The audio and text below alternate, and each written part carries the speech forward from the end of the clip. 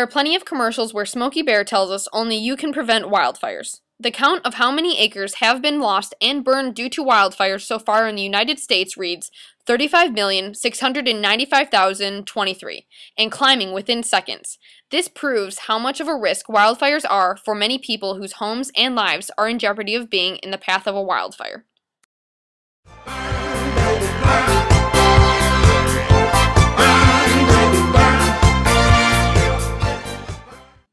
Wildfires are a common risk for many people in the fire-prone West, especially during the summer months when the weather is hot and trees, leaves, and grass become extremely dry. In the mountains filled with trees older than the Constitution, along the paths of Lewis and Clark's footsteps are trees in great risk of being damaged by wildfires. However, in some ways, wildfires are good for vegetation.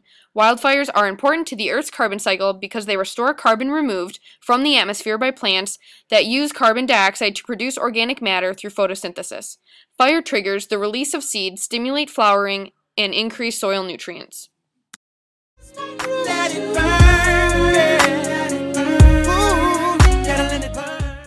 There are many issues other than property damage involved with wildfires. They release biomass smoke which has bad effects on people's health like lungs, eyes, nose, and throat irritation that can lead to more serious conditions.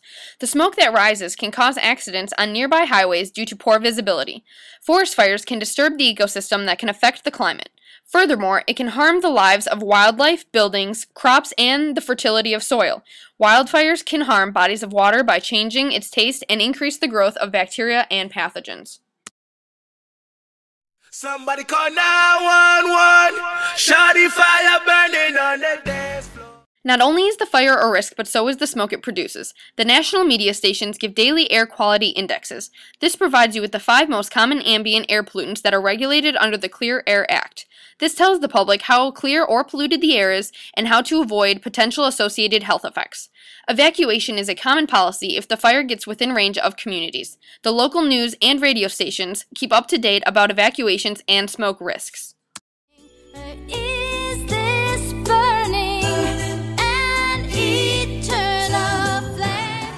Wildfires occur on every continent except Antarctica. They can happen anywhere in the United States, but are more likely to occur in the West. As you can see right now in the state of Texas alone, 14 wildfires continue to burn.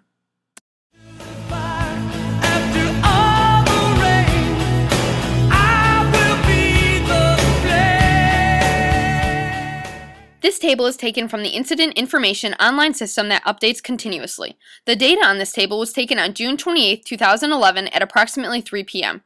This provides a real depiction of the amount of wildfires taking place during any moment in various areas in the United States. The wildfire taking place in Arizona has already burned over 500,000 acres of forestry alone. That number is large, and the fact that it is continuing to burn is devastating.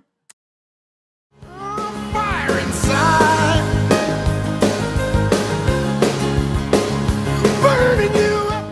There are 4 different types of wildfire firefighters: forestry technicians, interregional hotshot crew members, smoke jumpers, and aerial firefighting. They are all highly trained and specially equipped to fight wildfires. Ground-based forest firefighters must contend with certain difficulties while on duty, which is the nature of the work. Involved in high-risk situations daily and exposed to hazardous conditions. In addition to the risk of being injured by fire, there is also heavy smoke affecting their eyes, nasal passages, throat, and lungs. Standing outside the fire. Standing outside the fire. An unplanned burn means costly destruction and potential loss of human life.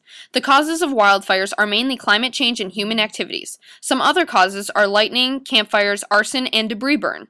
According to Smokey Bear, 90% of wildfire cases are due to human interaction with nature directly or indirectly.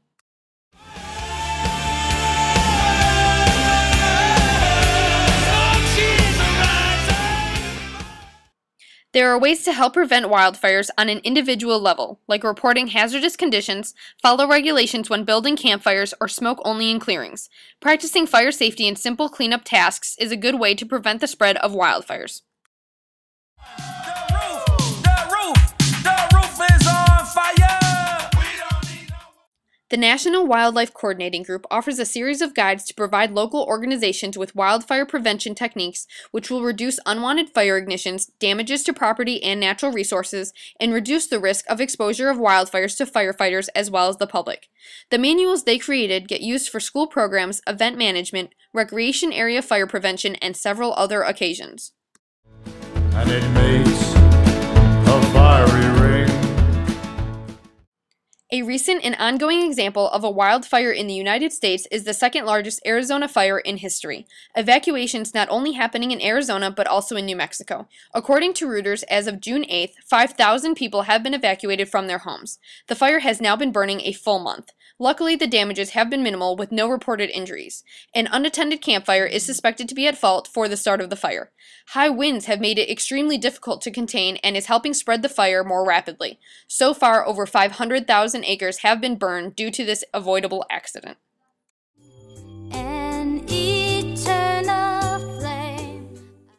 With the increasing use of wildlife areas, the number of wildfires have been steadily climbing. Fire prevention policies are constantly being reevaluated to improve the prevention and management of wildfires, yet they will always occur. There is no way to completely prevent a wildfire. They are a part of nature. Human carelessness will always be an issue, but hopefully with increased awareness of fire prevention, some of these occurrences can be avoided.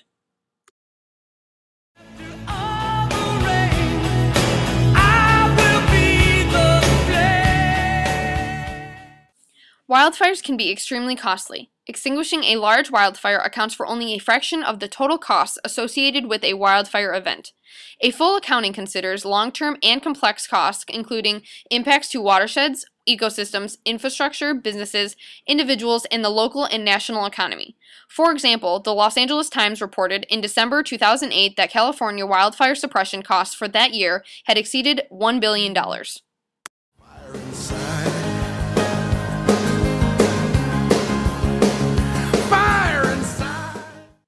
There's not a place in the United States not at risk for wildfires. Unfortunately, wildfires cannot be completely avoided. The best option is to have a fire prevention and management plan put in place. There are ways of informing the public on safety precautions that can be done on an individual level. All of society can take part in the responsibility of reducing the risk of wildfires. Being safety conscious when dealing with fire can prevent a catastrophic tragedy.